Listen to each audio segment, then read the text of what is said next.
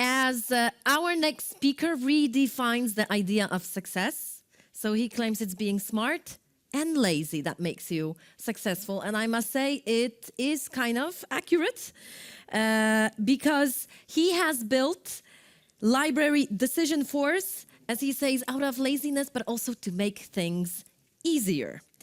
So the aim behind his project is to tame the complexity of conditional logic.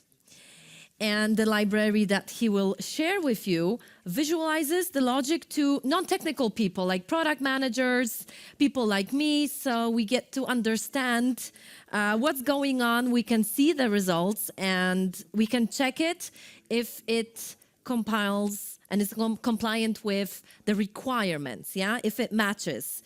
So according to our next speaker, it's much easier to talk about projects that you see. I mean, you see the results. And as a non-technical person, I couldn't agree more. And I did ask Wojciech about his favorite game, which is God of War. If you need a conversational opener later during the break, you can start with that. So I want you all to welcome warmly Scala developer at FinTech, SwissBorg, Wojciech Pituła. Big round of applause. We can start. Okay, let's talk about decisions. But before that, yes, if you read a book about public speaking, you might have heard that it's good to engage the audience, so we'll do a little bit of hand waving. I promise it won't be that long. First question, who of you had to ever explain to non-technical people how your system works? Please, raise your hand. Okay, a big chunk of the audience. The next one. Who of you had to explain to non-technical people, let's say, why the system produced a particular result, behaved in a certain way? Also, a big chunk of the audience. The next one, a little bit more specific. Who of you had to verify that what you implemented matches the requirements from the stakeholders? Yes. Okay, another one. Who of you had a feeling that you have problems coming from the fact that your engineers don't talk to the business? 1, 2, 3, 4. Yes, okay, a few. I thought like that, because that's a bit more high level. And the final question is, who knows what is higher kind of data? That's more than I expected. Okay, you will learn the second time. So let's talk about our Lord and Savior decisions for us. So what is it? It's a library I wrote beginning of this year or something like that, that helps you fight with conditional logic.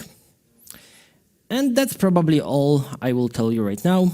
Instead, let's look at what it can do. We will model a bit of business logic, in this case a pull request approval process that will have 4 rules. The first rule is that unprotected branch requires 1 approval. A protected branch requires 2 approvals. An admin, whatever that means, can merge any branch without approvals, but it sends a notification. And nothing can be merged otherwise. Okay, a piece of logic. And that's my implementation of it. You might argue that on purpose made it a bit more complicated than it has to be. I can't deny nor confirm that. But even if you manage to simplify, it won't be a significant difference. There's just a lot of logic there. And I say that this code is neither easy to read, nor maintain, nor understand, nor debug. It's just a debt. So how can we do better? We will be defining decision tables. Decisions, and those have 4 parts: input, output, rules, and the hit policy. So let's start with input and output. That's just your case classes. Okay, almost plain case classes. You have fields with the with the input that is taken by the decision and the output that is produced. What is not plain is that each field is wrapped in the f-type parameter. This is the higher-kinded data part. We'll talk about this a bit later. And that they derive the type class called HKD, that, as you can imagine, stands from higher-kinded data. So that's it. The input number of approvals is target branch protected, user is admin, and then as an output we specify if we can merge and if we should notify. So now we start with the rules. And rules have two parts. The matching part, so the condition that has to be satisfied for the rules to be triggered, and the output that is produced by a particular rule. So in this case, we say that number of approvals must be bigger than 1, that the target branch must not be protected, and we don't care if the user is an admin or not. As an output, we say that, yes, merging is allowed, and we don't notify about anything. Okay, second rule, the same story. 2 approvals, protected branch, we can still merge. Third rule, user is an admin, we don't care about anything else, and then we notify. Okay, and the fourth final rule, the default one, we say that we don't allow merging and we don't notify.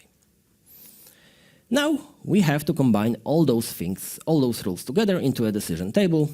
So a decision table has the rules that we just defined, it has a name, which is not very important, and it has a hit policy. So now we have to take a small detour and explain what is a hit policy. It's basically a strategy to what to do with the rules that have been triggered. You can imagine a couple of them. So I listed the 4 most important ones. So you can, if you say unique, it will ensure that only a single rule was triggered, error otherwise. You can select the first rule, the output from the first rule that was triggered. You can combine all the outputs together through your strategy, or you simply count the triggered rules. Okay, decision defined. We can visualize it. The first and most straightforward way to visualize it is to Markdown. It's not very impressive, I would say, but it's simple. It requires no dependencies. It works. You can put it in your documentation, whatever. Alternatively, you can use DMN. So DMN stands for Decision Modeling Notation. This is an open standard from, I don't know, 2000 something, coming from Java World. And you can visualize your decision in that format. The format is XML. You then have to render it to an image. That's a bit harder. Decision for us comes with utils for that, but it's a bit more convoluted than Markdown. Okay, now you visualized it, you talked with your business, it's probably fine. Now let's evaluate it. So put it in your system. So you take the table, you call a method, you pass the input there, and you get the output. Okay, there is nothing tricky here. Let's move forward. You evaluated the decision, but now you start to wonder why it produced a particular result. Okay?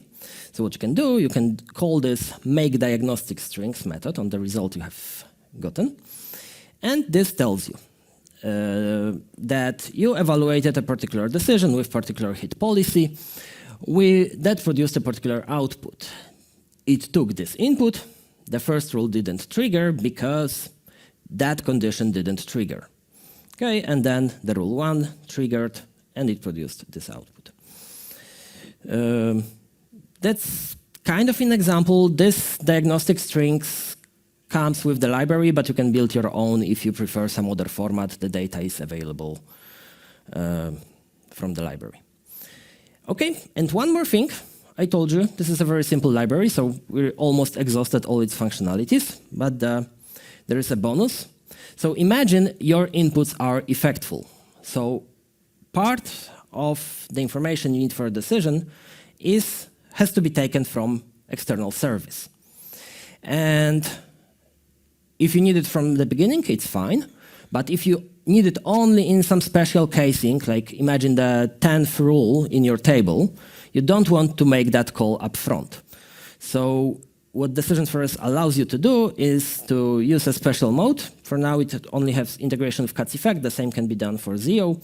That will evaluate the I/O only when it is needed. So if you take the decision before needing the information, you will have your output and faster than any other way. Doing that by hand is not the most pleasant thing to do, speaking from experience. Cool. I hope it is.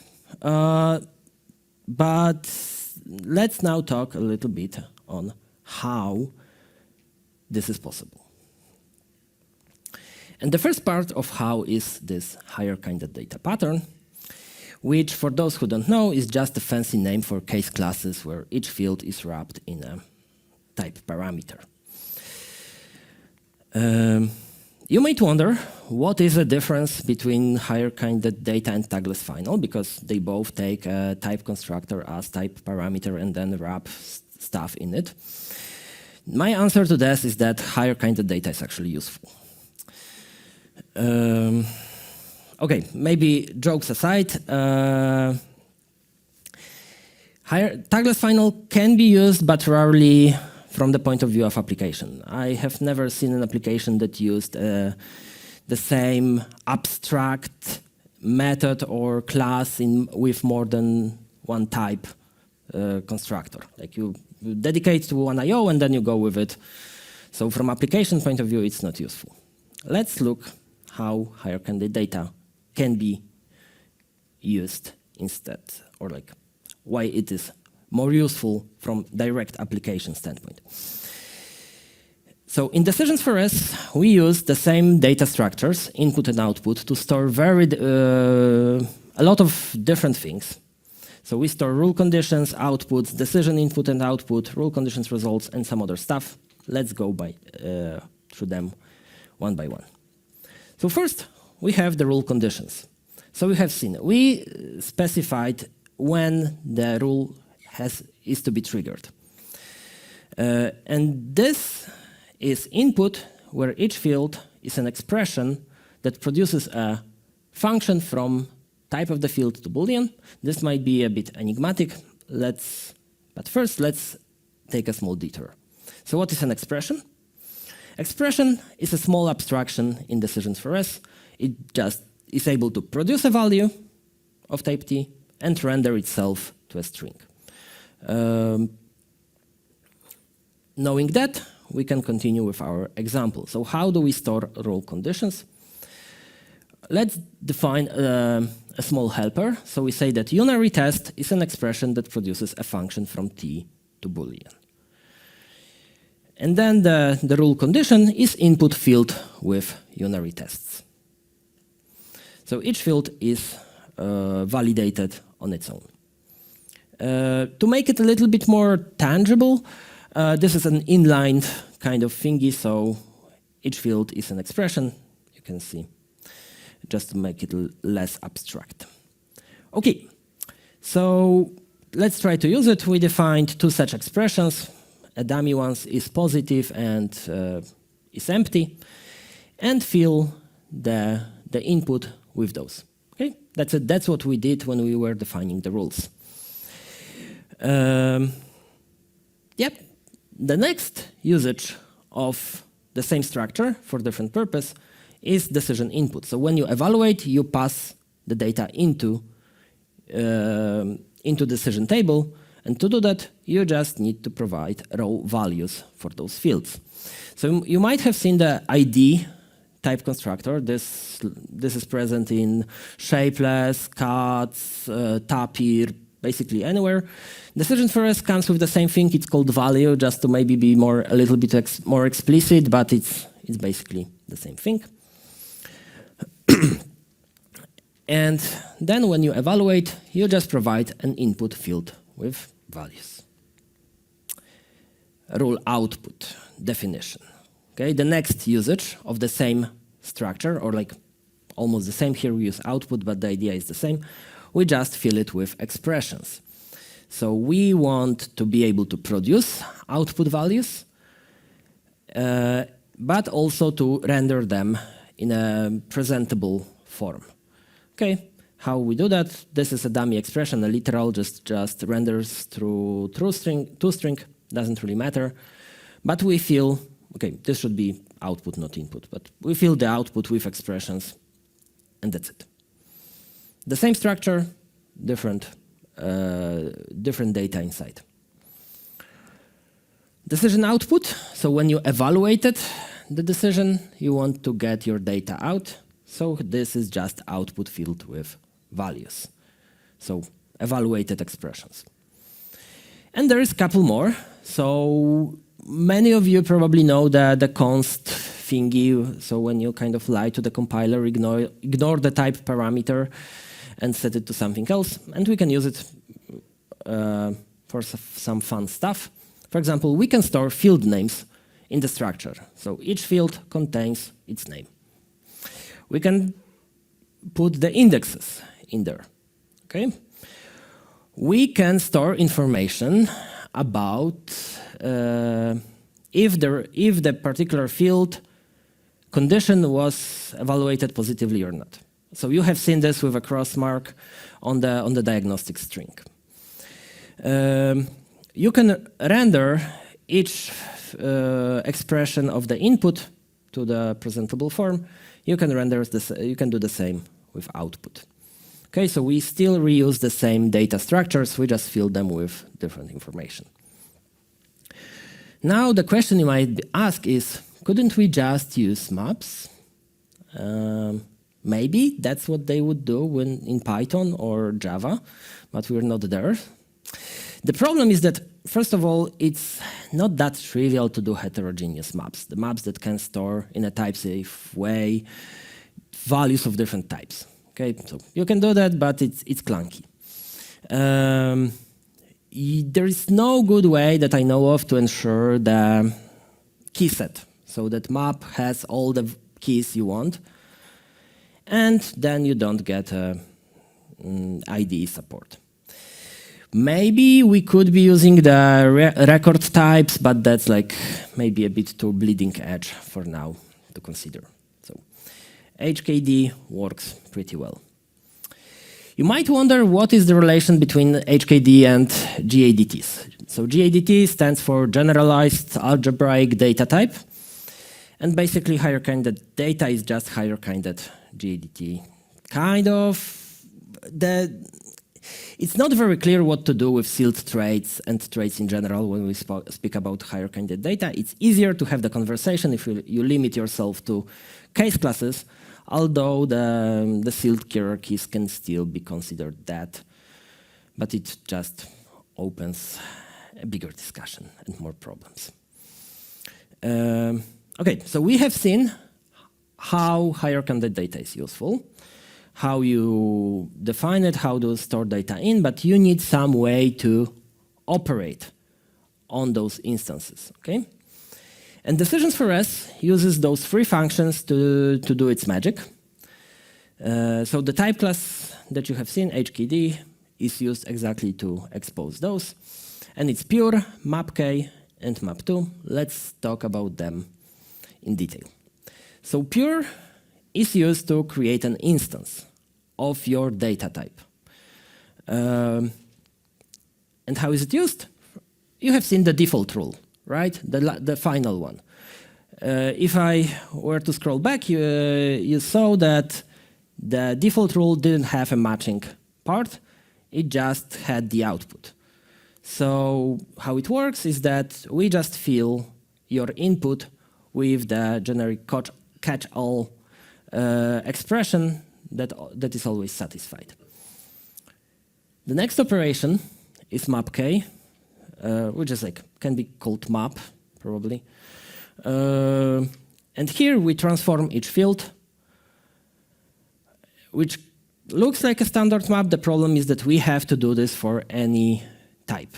So we get, let's say, we can do that's also called natural transformation, the function that is passed here. So we take a of t and then we produce b of t. So you can think here option to either, for example, or the other way around.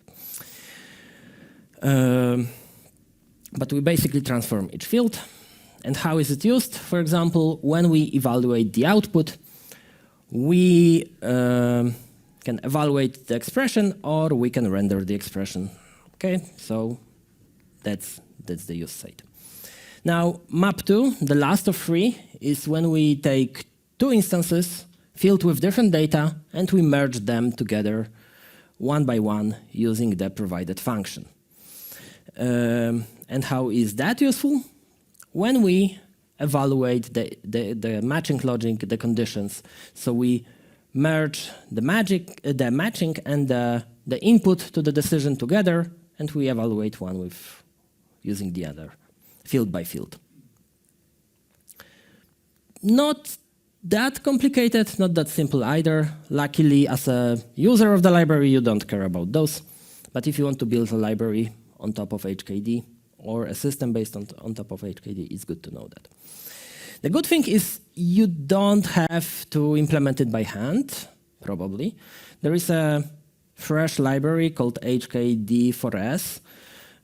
It's even younger than Decisions4S, so it didn't exist when I started writing it. If it existed, I would probably still not have used it because I need some more special things, let's say. Not very generic, we'll talk about this in a second. But that's a good start if you want to play with the concept. Now the ugly bits. Nesting is hard. So for now we have only seen the plain, flat case classes, right? If you want to nest, that becomes a problem. The first decision you have to make is, do you want to wrap or not your fields, your nested fields, right? In the scope of Decisions4S, we have to wrap. That's just how the library requires it to, for you to do it, but it's not a general thing. It's not like you should always wrap. It's decision in particular context. And then everything becomes much harder. For example, the map-k that I have shown you now requires a functor, the standard functor you know probably from CATS, just ability to map over the wrapper type. And then you have two variants, depending in what order you want to do your operations. Won't go into details. The message is it gets harder. Map2 is an absolute mess. I have to admit I was not able to make it work in a pretty way. I made it work in an ugly way. I would never expose it as a general capability. So it's not like it's the most trivial thing to do.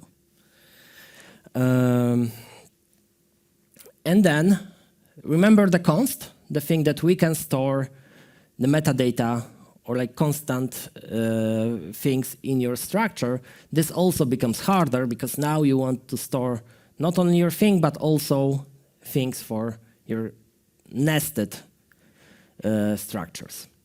So this, once again, if you want to store field names, you have to do this where you have the field name, const of string, but you have the names of your fields, but also names of all your nested structures.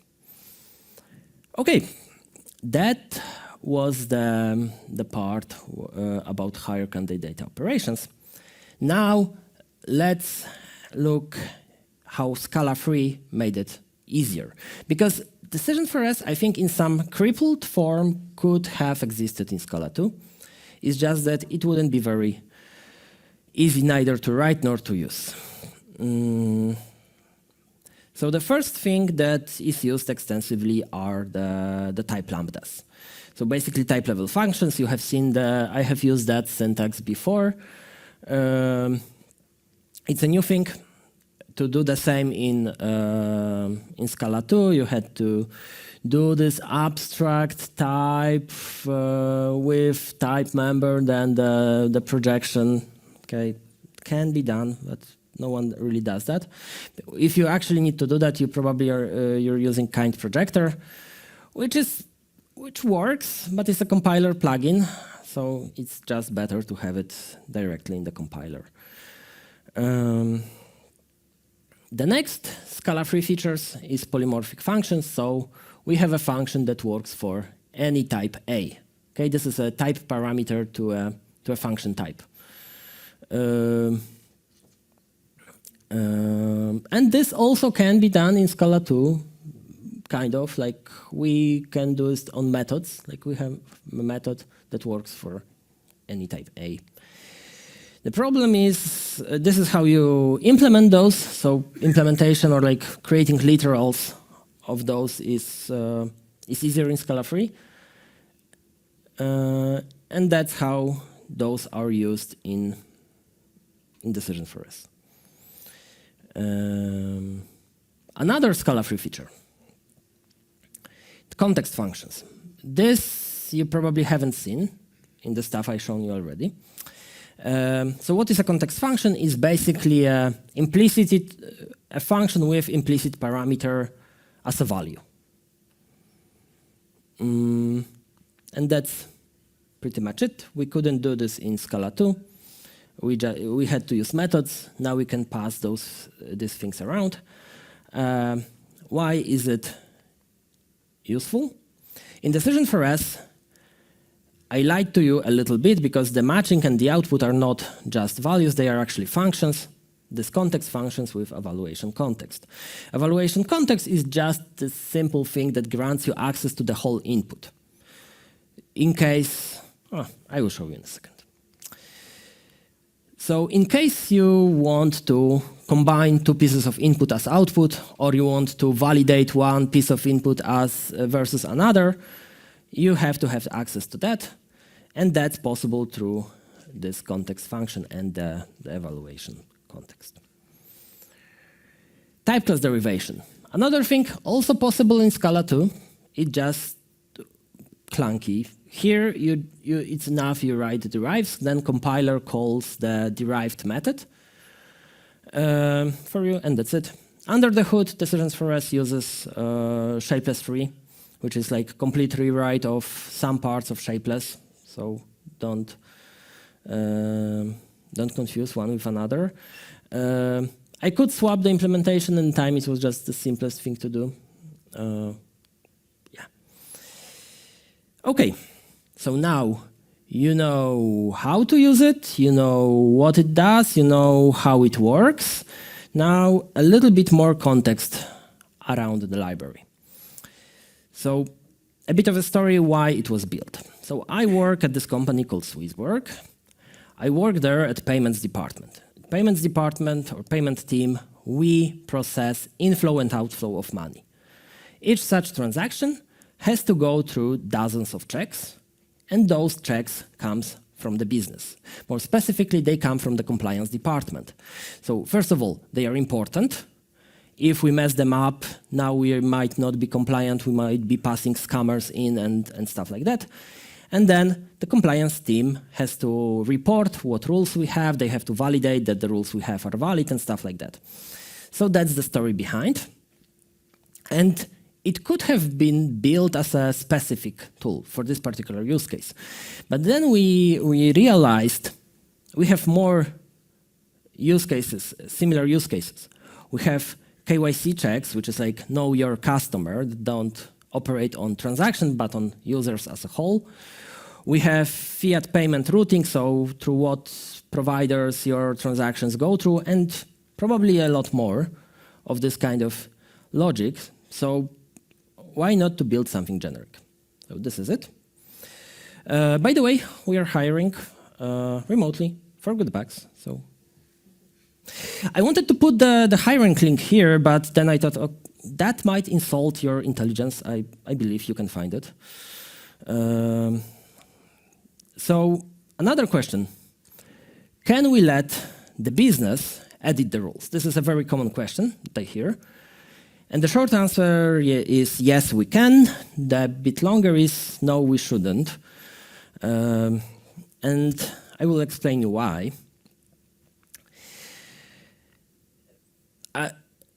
If you look back at DMN and BPMN, which is a connected technology, they were designed with that in mind. When they were created, the business was supposed to use them and define the decision tables, the flows, doesn't matter. And I worked with those technologies, and this simply doesn't work. Why? First of all, the business does not have the will to do this. They are not paid to implement your systems. They are paid to understand the domain, come with requirements, do some maybe operational stuff. Anyway, they are not software developers. They don't want to do that. Okay, but maybe you found someone on the business side who actually likes to do this, so okay. The next thing is that they lack the mindset to do this. So we are software engineers for a reason. We come with experience in how to build reliable software, and business folks typically don't have that background. So even if they have the will, they might not know how to make it right. But even if they have the will and they have the mindset, they lack the tools. They don't have the tools to version the stuff. They don't have the tools to test it. They don't have the tools to deploy it. They don't have the tools to properly write it. And all those tools like create the logic. So all those tools can be created, but first of all, it's an added cost. And the second thing, whatever we create will be a poor version of what we have as software developers. Hence, my take, let's engineers write code and create software and implement the systems, and then we just talk with the business about what was created. Okay, another question about the library. Is Decisions for S production ready? Yes, maybe. It depends. So it works. It's well tested. It's feature complete. It soon will be running on production at SwissBorg. So now it's a question to you, is that enough for you? I hope it is. Maybe just don't build libraries on top. There is no backward compatibility guarantees, so it's fine to build applications. Don't try to build libraries here, because that's asking for troubles. Another question, can I use it from Scala 2? Yes. You can evaluate the decisions from Scala 2. This is a first-class feature. In the library, we have tests for that. You cannot define the rules in Scala 2 project. So you either have to have a separate module with the rules, and it just works, or your whole project has to be on Scala 3. Okay, so we are almost at the end. So I just want to leave you with this one thought. Go talk to your business. In my career, I have seen numerous issues coming from the fact that developers didn't understand what they are building, why they are building, how it is being used, why it works the way it works. And the only way to understand that is to get exposure to your users and to your domain. And hopefully, Decisions for Us make it easier to talk with your business folks. Thank you. Thank you very much, Wojciech, for the insights. Are there any questions? We do have some time. There is a question over there. Okay, so the microphone is coming over to you. Thanks for a great presentation. My question is about the idea that you criticized in the end, which is to let the business users actually define the rules. And my question is about the deserialization of the rule content from some format like JSON that would be produced by other tool. Do you think the library would work with that, and what would be potential challenges? Okay, so Yes, it could. I'm not sure I see the full context, but in the end, all you care about is the expression. You need to form the expressions. The expression just needs to produce a value and be able to render it. If you take it from the JSON, the render part, you can just use whatever was the serialization format. Now the evaluation, you need to somehow be able to understand what you're parsing. So yes, maybe, but I never saw a use case.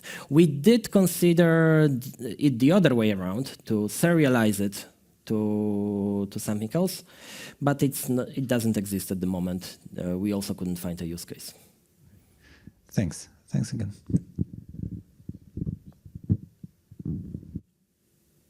Okay. Got a question.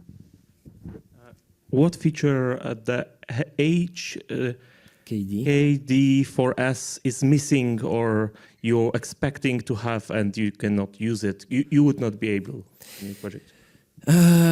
That goes to the nesting part. So when I told you that the map2 is an absolute mess, I had to put some really ugly hacks around it to make it work, and it works only for the usages I have inside the lib.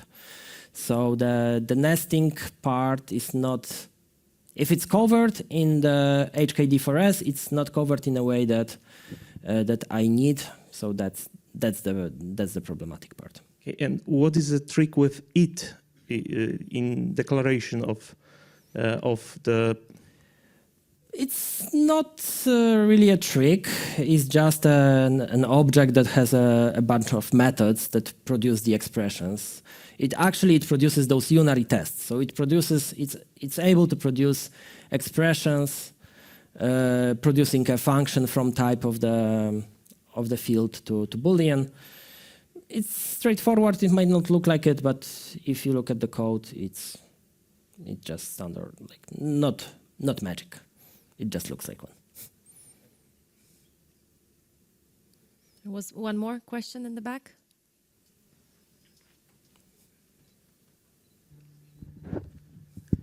Did you consider writing a visualizer that visualizes the rules as themselves in Scala?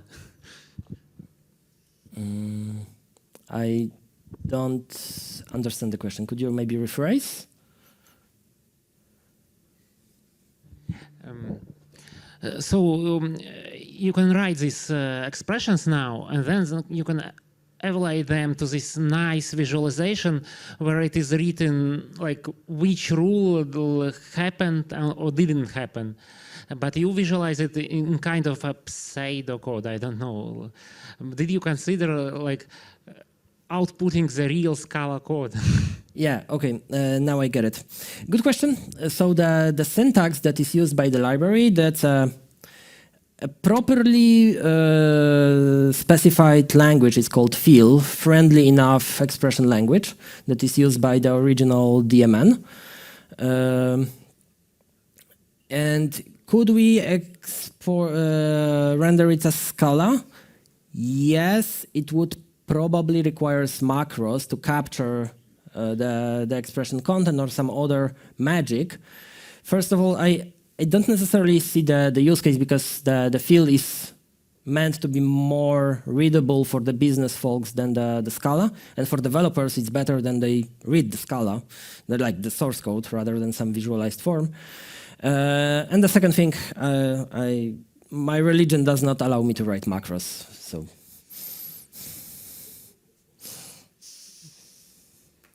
Okay, yeah, big round of applause. Definitely, I think we ran out of questions.